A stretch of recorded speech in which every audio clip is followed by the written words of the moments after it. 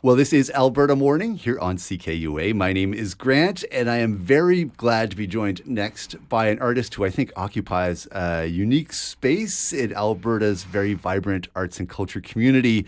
Shawna Lemay, an accomplished and acclaimed novelist, poet, photographer, blogger, among many other things.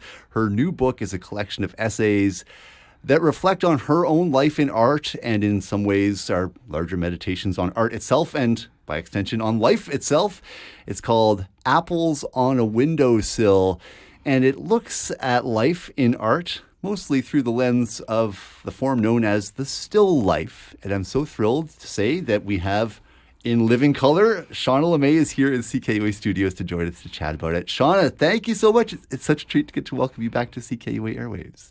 Well, it's a delight to be here in the Magic Factory. I just I'm so overwhelmed and delighted to be here in this beautiful space with you.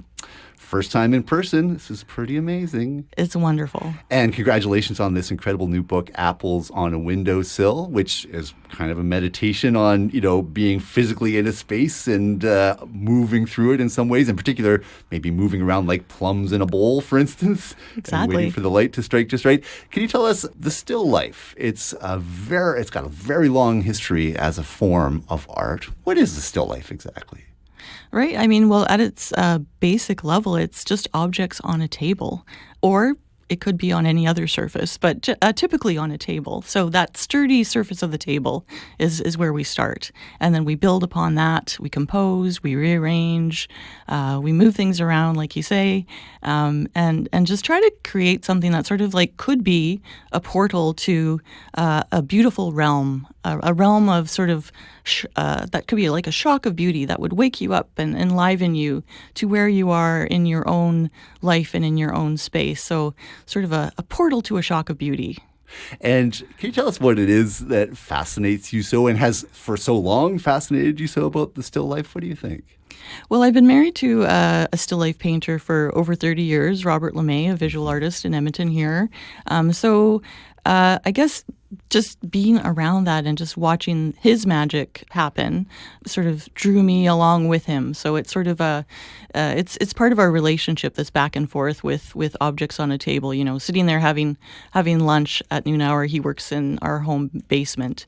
So we'll have lunch and, we'll be sitting there talking about, what we heard on the radio, the news maybe even, or some podcast he was listening to. And then, he'll just start nudging the bowl of fruit on the table around. The plums will come out.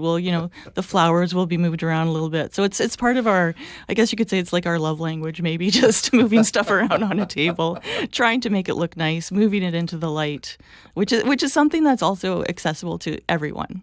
And that's what I also like about still life is that while we might not all be able to run off to a museum in Rome or New York City, we do all have a kitchen table and we're all making still lifes all the time. And so it's just a way of sort of slowing things down and going, oh, I dumped the laundry out on the bed.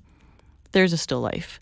Or I unpacked the groceries. There's a still life. So I like the thought that we can all be attentive to these sort of portals of beauty. Like it's not something that is so special. We all have that. Right. It's the high art of the every moment of our entire lives. Exactly. And all those apertures that could be leading to something, who knows what the next thing is. Who knows what the next thing is? Yeah. And I mean, that's the thing. What's going to happen next? A still life, you think, okay, that's just one moment. But there's always something that happens next. If you have a cat, maybe the cat will come in and knock something off the table. Our cat would. Yeah, see? Sure. Okay, well, Shawna, I'd love to ask you a little bit more about this book. And you've been kind enough to share a reading with us, which I'm so thrilled about. Before we get there, let's go to another crucial obsession of this book, and that is the works of Bruce Springsteen. And maybe we could talk a little bit about that as well, if that works. That totally works. I'm always down to talk about Bruce Springsteen.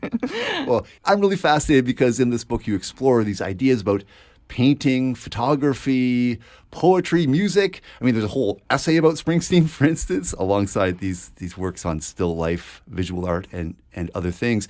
You kind of point out how some of these forms are all connected in some ways. And how do they relate back to that idea of the still life exactly? That is a great question. I think it has to do with just loving something. So with Bruce Springsteen in the essay, I talk about how I just wanted to listen to his music, and I started working out on the treadmill, and I just watched a million YouTube videos of him, and it kept me moving for one thing, which was great. But so I didn't sort of sit there and go, why am I listening to Bruce Springsteen obsessively? I just did it. And in doing that, it was an exercise in just learning how to just love something for the sake of loving it. So I didn't question, why do I love his music so much? I just listened to it. And I thought, this is fantastic. It makes me feel good. I dig it. I just got into it, and I didn't go, why am I so into it? I just loved it. And I thought that process of just allowing yourself to love something is very freeing, and it's very life-giving. And so I think that giving into an obsession, it can be a good thing. And so then still life was a sort of sidelong obsession as well. So I think you probably have to really work hard to figure out how still life and Bruce Springsteen go together. I don't know. Kind of this collection of snapshots in that song we just heard and so many of his. And I love how in your work, whether it's your poetry or your novel writing or with this great collection of essays or your photography, it's kind of about distilling a moment, and a fleeting feeling.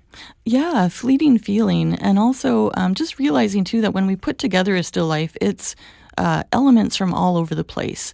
And they're coming to us from various places. And so here's my relation to Bruce Springsteen. In one concert that I watched on YouTube, there's a moment where he asks the crowd, he goes, I think he's maybe forgotten the words or something, but he's like, help me out. He says to the crowd, help me out. And I think when you make a still life, you're often saying, like, help me out. Your friends bring over some flowers. Someone gives you an object.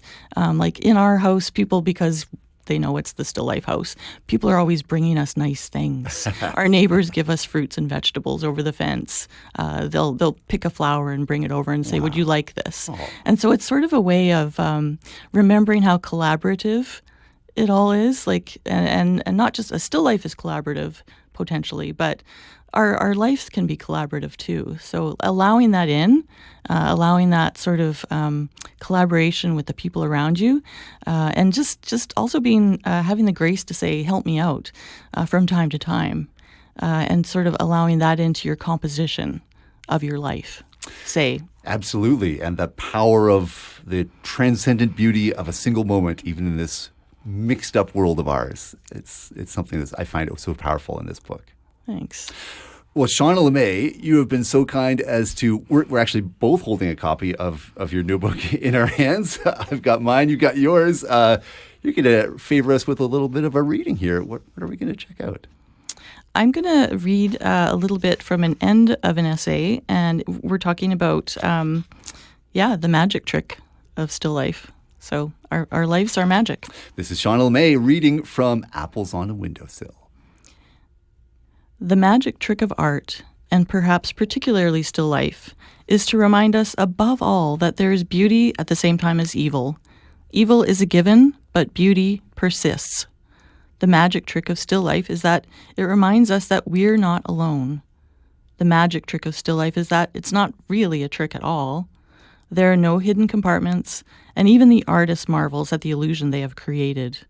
There's no one saying abracadabra and no poof of smoke.